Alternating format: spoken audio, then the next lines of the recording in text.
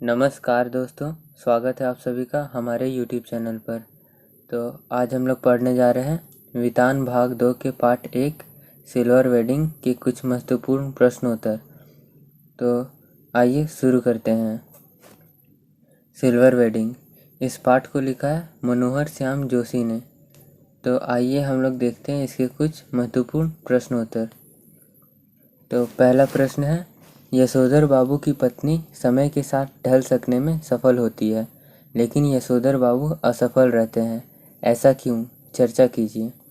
तो इसका उत्तर है, यह सत्य है कि यशोधर बाबू की पत्नी समय के साथ ढल सकने में सफल होती है। वह ना तो स्वयं पुरानी परंपराओं को स्वीकार करती है, न ही अपने बच्चों को स्वीकार करने की आज्ञा देती है। वह अपने आप को समय के साथ ढाल लेती है, केक काटती है, खाती है और श्रृंगार भी करती है। किंतु यशोधर बाबू किशन दा को अपना आदर्श मानते हैं। वे प्रत्येक बात को किशन दा के दृष्टिकोण से देखते हैं। यशोधर बाबू यह भी नहीं चाहते थे कि बच्चे उनकी सालगिरह सिल्वर वेडिंग के रूप में मनाएं। तो प्रश्न नंबर 2, पाठ में जो हुआ होगा वाक्य की आप कितनी अर्थ क्षमता खोज सकते हैं? तो इसका उत्तर है, जो हुआ होगा वाक्यांश का प्रयोग किशन दा की मृत्यु के संदर्भ में होता है। यशोधर ने किशन दा के जाति भाई से उनकी मृत्यु का कारण पूछा तो उसने जवाब दिया कि जो हुआ होगा, अर्थात क्या हुआ पता नहीं। इस वाक्य की अनेक छवियां बनती है। पहला अर्थ खुद कहानीकार ने बताया है कि पता नहीं क्या हुआ। दूसरा अर्थ यह है कि किशन दा अकेले रहे। जीवन के अंतिम क्षणों में भी किसी ने उन्हें नहीं स्वीकारा। इस कारण उनके मन में जीने की इच्छा समाप्त हो गई। तीसरा अर्थ समाज की मानसिकता है। किशन दा जैसे व्यक्ति समाज के लिए कोई महत्व नहीं है। वे सामाजिक नियमों के विरोध में है। फलतः समाज ने उन्हें दरकिनार कर दिया। प्रश्न नंबर 3, समहाउ इम्प्रॉपर वाक्यांश का प्रयोग यशोधर बाबू लगभग हर वाक्य के प्रारंभ में तकिया कलाम की तरह करते हैं।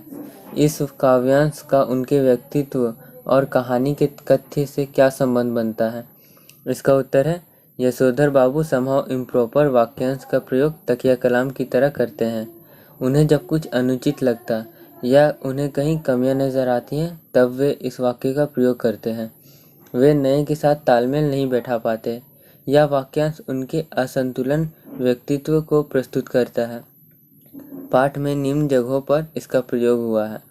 पहला, दफ्तर में सिल्वर वेडिंग पर। दूसरा, स्कूटर की सवारी पर। तीसरा, साधारण पुत्र को असाधारण वेतन मिलने पर। चौथा, अपनों से परायेपन का व्यवहार मिलने पर। प्रश्न नंबर 4, यशोधर बाबू की कहानी को दिशा देने में किशन दा की महत्वपूर्ण भूमिका रही है। आपके जीवन को दिशा देने में किसका महत्वपूर्ण योगदान रहा है और कैसे? तो दोस्तों, इस प्रश्न का जवाब तो आपको खुद से ही प्रयास करना चाहिए, लेकिन एग्ज़ाम में अगर ऐसा पूछ दिया गया तो आप इस तरह से उत्तर लिख सकते हैं। तो इसका उत्तर है, मेरे जीवन को दिशा देने में सबसे महत्वपूर्ण योगदान मेरे गुरुओं का रहा है। उन्होंने हमेशा मुझे यही शिक्षा दी कि सत्य बोलो।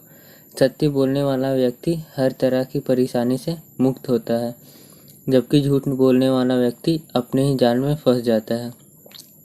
उसे एक झूठ छुपाने के लिए सैकड़ों झूठ बोलने पड़ते हैं। अपने गुरुओं की इस बात को मैंने हमेशा याद रखा। वास्तव में उनकी इसी शिक्षा ने मेरे जीवन की दिशा बदल दी। प्रश्न नंबर 5, वर्तमान समय में परिवार की संरचना स्वरूप से जुड़े आपके अनुभव इस कहानी से कहाँ तक सामंजस्य बैठा पाते हैं? इसका उत्तर है, इस कहानी में दर्शाए गए परिवार के स्वरूप व संरचना आज भी लगभग हर परिवार में पाए जाते हैं। संयुक्त परिवार प्रथा समाप्त हो रही है। पुरानी पीढ़ी की बातों या सलाह को नई पीढ़ी सिरे से नकार रही है। नए युवा कुछ नया करना चाहते हैं, परंतु बुजुर्ग परंपराओं के निर्वाह में विश्वास रखते हैं। यशोधर बाबू की तरह आज का मध्यम वर्गीय पिता विवश है। वह किसी विषय पर अपना निर्णय नहीं दे सकता है। माताएं बच्चों के समर्थन में खड़ी नजर आती हैं। आज बच्चे अपने दोस्तों के साथ पार्टी करने में अधिक खुश रहते हैं। वे आधुनिक जीवन शैली को ही सब कुछ मानते हैं। लड़कियां फैशन के अनुसार वस्त्र पहनती है। यशोधर की लड़की उसी का प्रतिनिधि है। अतः यह कहानी आज लगभग हर परिवार की है।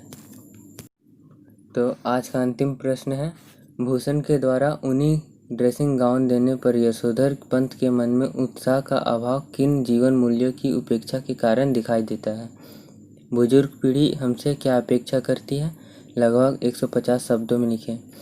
तो दोस्तों, ये CBSE 2018 का प्रश्न है और ये जो आप उत्तर पुस्तिका देख पा रहे हैं ये उस वर्ष की टॉपर की है। तो आइए देखते हैं इन्होंने क्या लिखा है।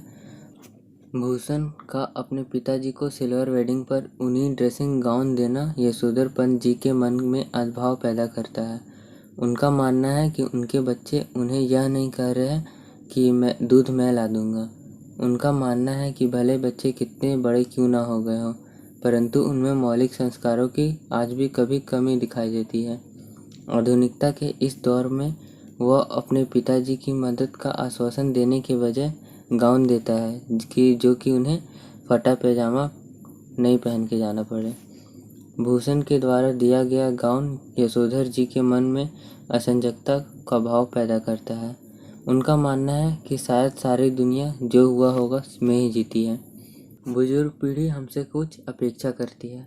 वह चाहते कि हम संकट की परिस्थितियों में उनकी सहायता करें, उनके कार्य को अपना कार्य समझें, उनकी देखभाल करें, उनके साथ रहें।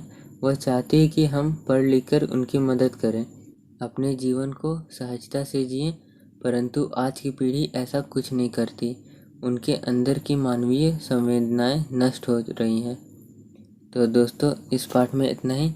आप इस फाइल की PDF डिस्क्रिप्शन से डाउनलोड कर सकते हैं। तो दोस्तों, धन्यवाद। जय हिंद, जय भारत।